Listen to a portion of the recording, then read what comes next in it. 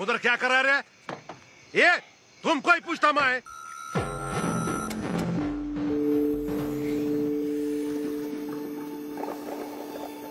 यार ये गुरखा है क्या रे तू? कौन है तू? क्या करता रे इधर? चलो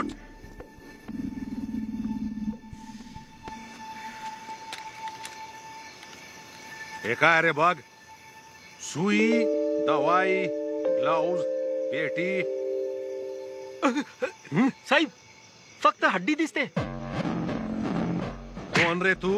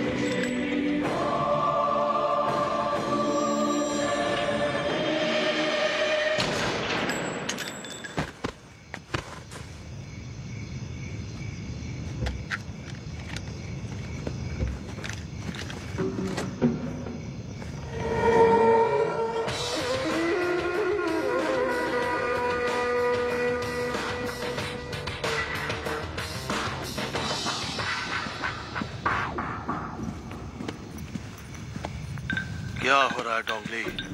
ऑपरेशन रेड की सक्सेसफुल शुरुआत हो चुकी है. क्या कोई मरा? 9 पुलिस वाले. वो लड़की कब मरेगी? सुधा? उसे मैं कल मार दूंगा. बोधि धर्मन दोबारा जिंदा नहीं होना चाहिए. बोधि धर्मन का वजूद ही मिट जाएगा.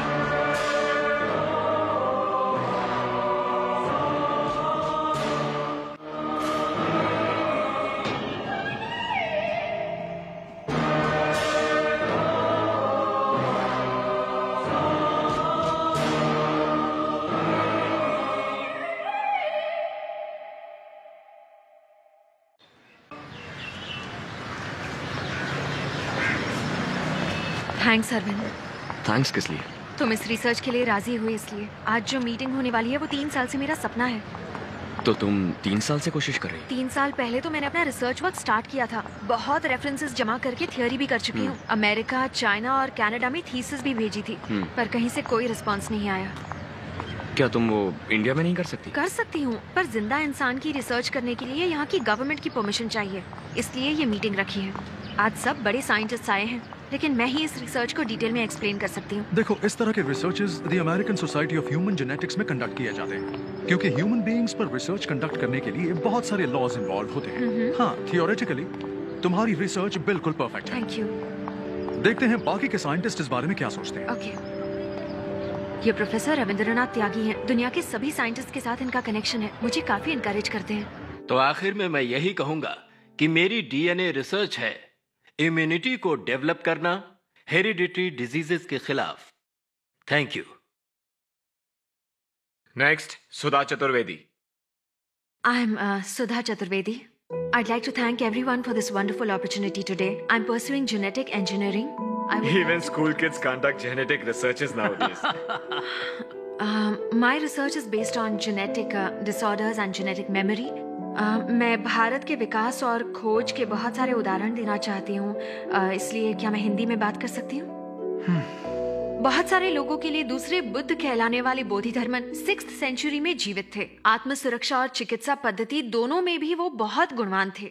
बोधि धर्मन के वंशजों के डीएनए की जांच करने पर अरविंद नाम के एक शख्स का डीएनए बोधि धर्मन के डीएनए से 83% मैच हुआ. इस जेनेटिक मेमोरी को एक्टिवेट करना ही मेरी रिसर्च है. तुम्हारी रिसर्च तो बहुत एडवांस है. अमेरिका ने इस पर अभी सोचना ही शुरू किया है.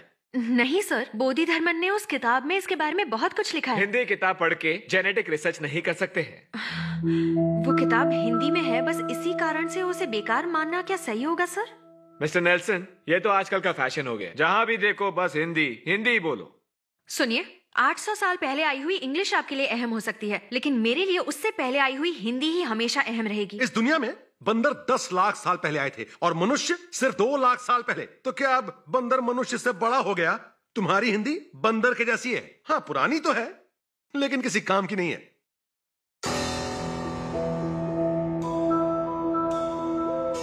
सुधा प्लीज। उन्होंने एक बार और हिंदी भाषा को बंदर कहा तो उनका मुंह तोड़ दूंगी। यहाँ सब लोग हिंदी जानते हैं, तो उस आदमी को हिंदी का मजाक उड़ाने की क्या जरूरत है? तेरे दादाजी का गांव तो अलीबाग था ना, तो जर्मनी में सेटल होने से तू हिंदी भूल गया क्या?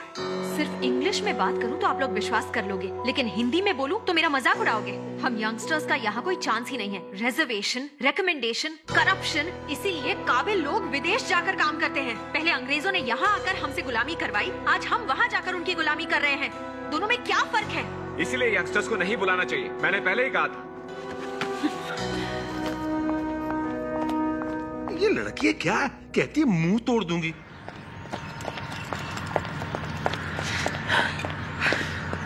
क्या हुआ सुधा? इंडियन होने के कारण विदेश में इज्जत नहीं देते हैं, हिंदी बोलने के कारण इंडिया में इज्जत नहीं देते हैं। क्या कहा उन्होंने? वो लोग सुनने को ही तैयार नहीं है। एक्सक्यूज मी, आपका असाइनमेंट हमने कल ही पढ़ा। Really fantastic stuff. सक्सेस यकीनन मिलेगी, लेकिन यहाँ कुछ नहीं होने वाला। आप अमेरिका चले जाइए। सुनो, तुम्हारे कहने पर भी वो लोग नहीं मानेंगे क्या? सॉरी सर, हमने कुछ कहा तो वो हमारे मार्क्स काट लेंगे। मतलब ये हमारा नंबर है, अगर रिसर्च में किसी मदद की जरूरत हो प्लीज कॉल अस। तो अब हम क्या करेंगे? इनके सपोर्ट के बिना हम इंडिया में कुछ नहीं कर सकते हैं। सुधा चतुर्वेदी आप ही हैं? हाँ, मैं ही सुधा हूँ। आपसे कुछ पूछताछ करनी है। आप हमारे साथ पुलिस स्टेशन चलिए। प्लीज। क्या मैं भी चल सकता हूँ? आप भी चल सकते हैं, आइए।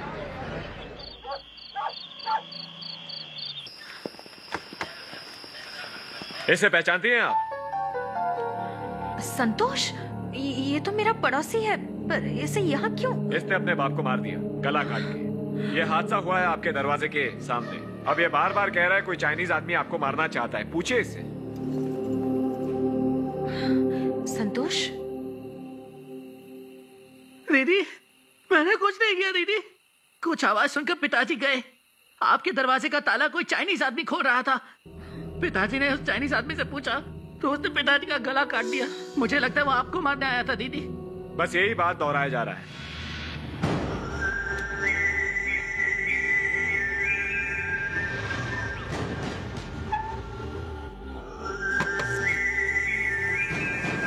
Hello, can you hear me? Hello, यही है वो दीदी। सर, ये वही है दीदी। आप भाग जाइए, आप भाग जाइए, ये आपको मार डालेगा दीदी।